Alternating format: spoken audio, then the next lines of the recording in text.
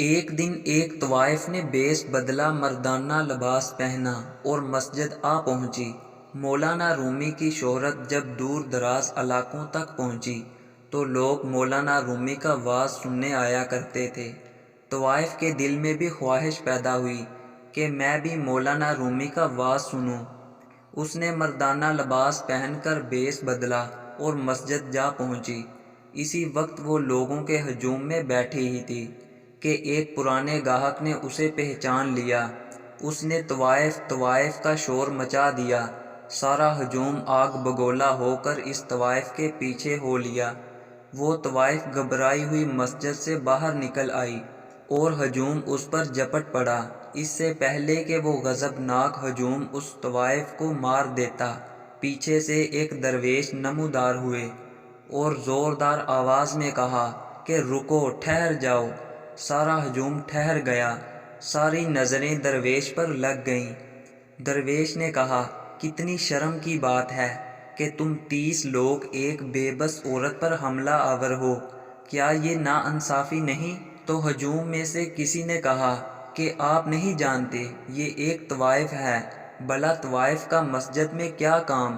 اس پر درویش نے کہا، اس کا صرف یہی جرم ہے کہ یہ مسجد میں آئی ہے۔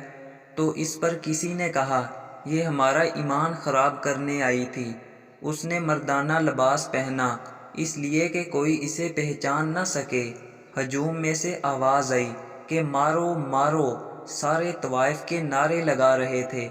طوائف یہی سوچ رہی تھی کہ آج یہ لوگ مجھے زندہ گاڑ دیں گے۔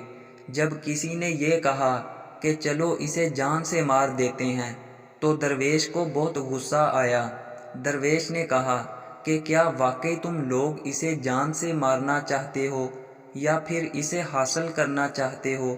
یہ کہہ کر درویش نے طوائف کا ہاتھ پکڑ کر اسے اپنے پیچھے کر دیا تو وہ ایسے درویش کے پیچھے چھپ گئی جیسے ایک معصوم بچی خطرے کو بانپ کر اپنی ماں کے آنچل میں چھپ جاتی ہے۔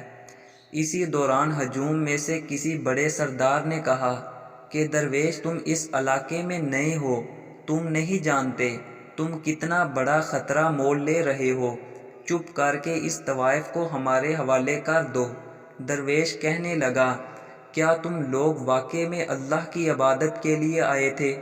اگر تم لوگ واقعی اللہ کی عبادت میں مشغول تھے تو تم لوگوں نے اس عورت کو کیسے پہچان لیا؟ کیا عبادت کے دوران کوئی دوسرا بھی اس قدر اہم ہو سکتا ہے کہ عبادت کے دوران آپ اسے تکتے رہیں؟ اس نے بیش بدلا، تم نے پھر بھی پہچان لیا۔ اب اس عورت کی جان چھوڑو اور اس پر ظلم نہ کرو۔ بہتر ہے جا کر تم مولانا رومی کا وعظ سنو، وہ اس کام سے زیادہ بہتر ہے۔ اس بات کا لوگوں کے ہجوم کے پاس کوئی جواب نہیں تھا۔ آہستہ آہستہ ہو کر لوگوں کا ہجوم ختم ہو گیا۔ جب اس طوائف نے دیکھا کہ وہ سب لوگ چلے گئے جو اس کو مارنے کے لیے تیار کھڑے ہوئے تھے تو بولی، میں آپ کا شکریہ کیسے ادا کروں؟ آج آپ نے میری جان بچا لی۔ تو درویش نے کہا کہ ہم سب صرف اس رب کے شکر گزار ہیں، اس کے علاوہ ہم کسی کے شکر گزار نہیں۔ 800 سال قبل اس ہجوم سے طوائف کی جان بچانے والے مولانا رومی کے استاد شمس تبریز تھے۔